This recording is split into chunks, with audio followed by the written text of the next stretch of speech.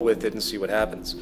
I really was on the fence about putting at the very end, join the movement, www.thezeitgeistmovement.com. And 6, join the movement. Go to thezeitgeistmovement.com and help us create the largest mass movement for social change the world has ever seen. I knew that the moment that it became something more than just a film phenomenon, that my life would likely change dramatically, which it has. Zeitgeist Addendum was sparked out of people emailing me saying, well, what do we do about all of these cultural problems? What do we do about a corrupt banking system? What do we do about people that are locked into establishment social programs, if you will? I consider the trains of thought and mind to be a program. I consider society itself to be a program that's running. And the programming locks people into a specific frame of reference. How do we deal with these issues? How do we do? What do we do? And Zeitgeist Addendum was an attempt at answering that question. After Zeitgeist 1 was released, it got into the hands of Jacques and Roxanne. And after reading Jacques' book, which they sent me, I realized that this was really important information. I realized that even I was backwards on a lot of issues that needed to be corrected. And in order to get society in line, we have to think about the fundamental problems. This was something that I was attempting to do in part. I had a notion of, but it wasn't until I met Jacques Fresco that the lens became focused. It was like all these things that I sort of had an inkling of. Jacques' experience, life experience, what he had talked about for song, just focused me in the right direction as far as I'm concerned. So I made a whole section with him in Zeitgeist Addendum, and that's how it took off. Anyone that chooses to challenge establishment orthodoxies, traditional worldviews, not to mention the system that we live in, sets themselves up for venomous attacks. I'm well aware of this. If you look back at the history of anyone that has chosen to challenge the establishment, it's a very dark history. There are a great number of people out there that know that something is wrong, but they do not understand the source of that wrongness because they are in the box of indoctrination. Socrates. Socrates never speculated on the slavery that was existing during his time. That was normality to him. This goes with every type of political philosopher that's ever existed, whether it's Karl Marx, whether it's Plato. They're all locked into an established paradigm, and their thought processes can only go so far. And this includes probably myself. People are locked into a box. They see the box around them. They see the leaks and the holes and the cracks, and they go up to the cracks and they try to fix them. They try to patch the holes. But they don't stop to think that maybe there's something wrong with the box itself. Maybe the integrity of the box that they exist in is inherently invalid. It's inherently void. The economic system that we live in is a parasitic paradigm that is only going to lead to self-destruction. But people don't see that. So if you attack the economic system for what it actually is, everyone's feathers go up. Everyone says, well, wait a minute, this is the world we all live. We live in a profit-based, labor-for-income world, cyclical consumption. This is what we're used to. We understand we have division of classes. You know, they throw in human nature. They throw in everything that will try to make it seem like it's a part of the natural order of reality when it in fact is not. If I was to summarize the attacks that typically happen towards myself and the people I work with, the first one would be credentialism. Credentialism is an annotation for the priesthood of those in the know. Now, bear in mind, this is a gradient of relevance. Obviously, I'm not going to go to a doctor, if I can help it, that has absolutely no credentials in the surgery that I might need performed.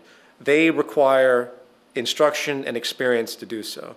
But when it comes to the other side of the spectrum, when it comes to the simple analysis of information, when it comes to the analysis of history, when it comes to economics, because it is a contrived system, it has no basis in anything else in general operation. It's not based on laws of physics. It's not based on any aspect of scientific law that has any relationship to planetary operation.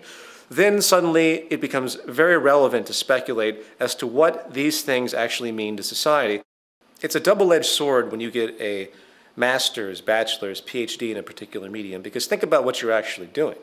You're going through a curriculum that's been completely established for you by the institutions that have existed prior. When it comes to social things that have a great deal of subjective variance, you lose objectivity in that sense, because you're literally indoctrinated into the beliefs that are presented. To get a degree at economics, which is probably the most wasteful thing you could possibly do, is to be completely indoctrinated into the idea that what you're studying is actually a science and actually has some type of relevance to anything. So when I get emails from PhDs in economics that try to debunk the aspects that we talk about, it becomes quite clear to me that the reason they have such an objection is really an emotional one. It isn't an objective aspect. They have culminated an identity to themselves because of their belief system, and for me to take that away from them, to debunk their ideas about economics, is to take away their identity. It's easy to point out that some of the greatest minds that have contributed some of the most powerful inventions to our world have come from non-establishment institutions, have worked on their own. They've done their own study. They've guided their own direction of information. They didn't just sit in a classroom and take in the rote information, do the step-by-step processes as oriented by the establishment, and then grab their diploma and degree, and hey, now I'm an expert in a given field. The most tremendous minds, the most tremendous contributions comes from those that are outside of the box. I don't even need to give examples of that to make that known. So, back to my point, when it comes to social theory, if you will, credentialism I give zero weight to. Academia is a detriment to advancing social progress. Another form of attack simply comes from the cultural nuance, comes from the social programming, what we call the self-appointed guardians of the status quo.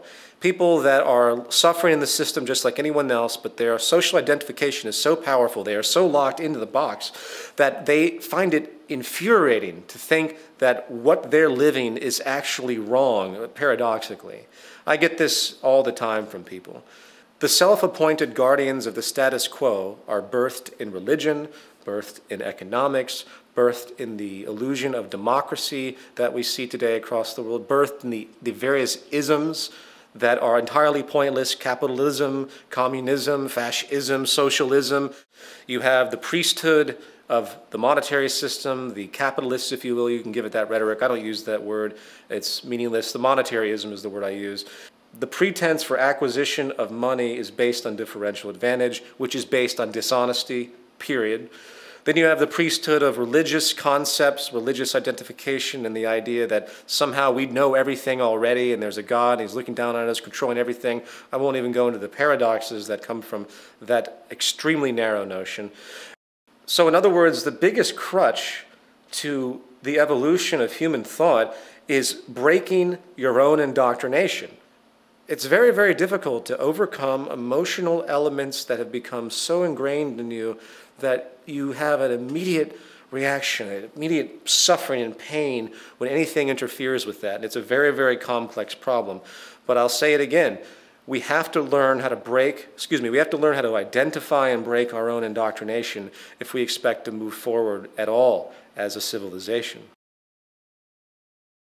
My name was put forward because I wanted to protect my friends and family from the association. People say to me, well, you should come out with everything. If you're going to talk about any of this stuff, then you've got to be prepared to deal with all of this and that you set up for yourself. I had an email that said that to me, criticizing me for not releasing my last name.